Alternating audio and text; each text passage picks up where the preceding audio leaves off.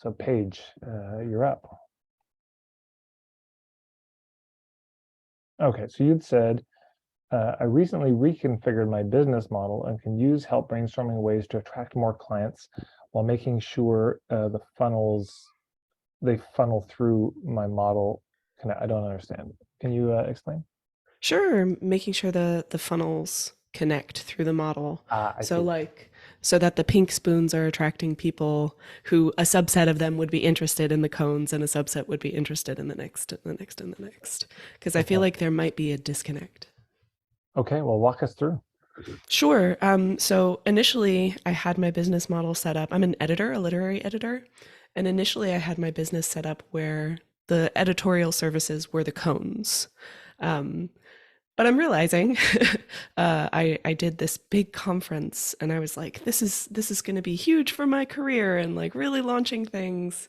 And I spoke for 5,000 people and one person booked a session and then they later canceled. Oh, shit. Yeah, so Oh my so God. and then I got so much positive feedback like this was life-changing. It was so incredible. Thank you so much and a Mm, ton of positive feedback to the person who ran the conference. Um but no business traction. And the clients that I have been working with are absolutely lovely but had some like personal things come up for them. And okay. so I'm looking at like zero income in November. And then, I'm kind of staring down the barrel of December. So it is important for me, even though my business is still in the early stages, to be earning an income. So right now I have it set up where the premium service is the editorial services Hmm. because they can be thousands of dollars, and that is not accessible to every writer. Hmm. Whereas, especially the conference that I spoke at that was so large, there are a lot of brand new writers, and there are a lot of people that are not ever going to be interested in editorial services. They're just writing their memoir and they want to Yeah. have it for their grandchildren to read, or they're writing a story but they're not interested in the business of it. Mm, Previously my whole business was set up around authorpreneurs because yeah. those were the clients that I had, and that seemed like a really solid business model. um, but then my speaking gigs that I've done and that I have offers for and have whole communities around are all oriented to new writers, mid level, like it's not all the business marketing um, entrepreneur side of authorship. So I feel like there's a disconnect between who I'm hanging around and who I have access to and who loves me and is coming toward me, and then who I actually have been making money from. Um, so I want to find Yeah. ways to connect those things or just make sure they're connected. Let's talk about the conference for a sec. What Sure. the conference was for whom? Who was there? It was run by Daniel David Wallace, and it's called Escape the Plot Forest. So it's all about plotting. And it's for authors of some sort and some level? It's for any writer, yeah, Okay. because it's about plotting, yeah. Okay. So all these people are writers of some description, and you spoke, and what did you speak about? Character development, meditative character development, and then I Okay. also opened the summit with a meditation to get everyone in the right frame of mind to be able to keep what resonated and leave whatever didn't, and just And helpful. what was the package that you offered them?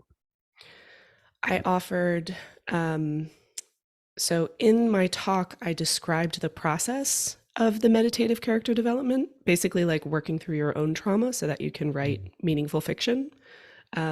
And then the service that I offered was me working with them through the process. So the live coaching basically. Um, and I actively said that here are all these free resources. I Mm-hmm. know a lot of folks can't afford me because my time is expensive. So like don't book time with me until you've worked through all of these free resources that I'm giving you access to. Sure. And for all the conferences that I do, like I do this editing and revision conference. I did a Write from the Heart conference. I always make these really beautiful guidebooks that have everything that I covered Yeah. for them to use in their own personal time. I have links to all the free resources. I have these really comprehensive guidebooks. Um, and that's one of the things that I'm thinking of putting into the cone level Mhm. is just Yeah. revising those to where I can sell them, and then also having ebooks that I can sell. Okay. I think I see where the malfunction was here.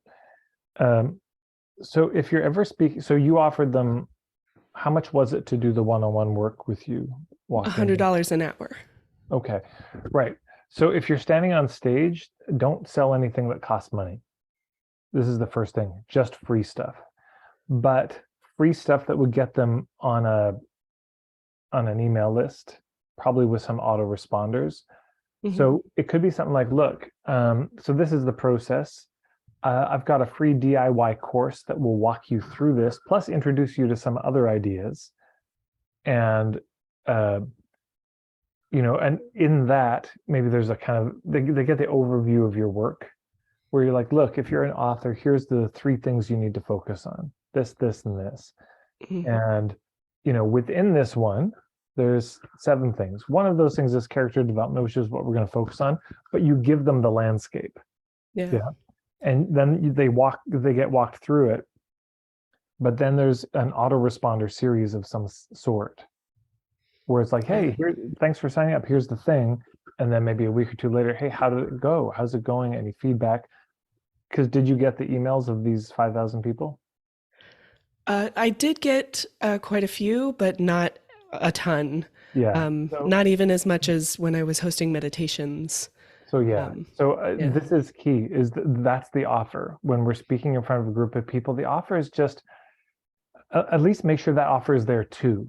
Maybe you could say, Yeah. hey, I've got a coaching thing, but here's the free thing, because then you get a lot of people signing up for it. Then they're in touch with you. Then they're on your list. And the reality is, most people won't buy right away. This is not the right Right. timing. They're Right. going to want to work through some free stuff, and they'll have to be the right moment. But if they're on your email list and you're in touch with them, then you're going to be one of those people they think about when Yeah. the timing is right. I can't even tell you how many people I've had book puttering sessions with me or join my membership, and they say something like, I've been following you for years. Yep. So, I mean, just for everybody, let me underline this: years, years. And then they bought. I'm like, what Mhm. the fuck? Why did you could have spent money before? You're good for me. But of course, it's just timing. That's how it Yeah. goes. So, I did have the emails that I did get were from the guidebook because I had the guidebook beyond getting the email. And at the conference, there were other editors. yeah. And this is what inspired me to reconfigure the business model is another editor who was there. And she had a self-editing program for $500 that she was selling and a free masterclass that you could sign up with your email that Uh-huh. was selling that package. Yeah. And then you could book time with her for editing services, but her calendar is filled up and she's so Yeah. expensive because she has so much experience. And her whole talk was about editing. It wasn't about writing. Yeah. That was the second thing I was going to get to is there's a bit of a mismatch between, so whatever the final offer is, the premium offer, the high end thing, we want to make sure that our talk is in alignment with that, you know, is in that direction. So for example, let's say I wanted to offer like a in-depth niching coaching program. I wouldn't do a talk about business models necessarily. I wouldn't do a talk about hub marketing or point of view marketing or how marketing can feel good. The talk would be about niching. If that's the final thing I want to do. Now it might be about other things too, but the kind of punchline of that whole talk would be, got to handle your niching, you know. And then there's a series of things that might lead them to wanting to work with me. So yes, just for everyone. So the 2 takeaways from this for me, one are align the intro talk, your presentation, with the final. What's the most expensive thing that they might buy from you, that everything's moving towards, ideally align it with that. And number 2, make sure that you offer them something free that will just get them on your list, because then you can stay in touch and market to them. Yeah, there you go. Thank you so much. Thanks, Dad. You're welcome, Paige.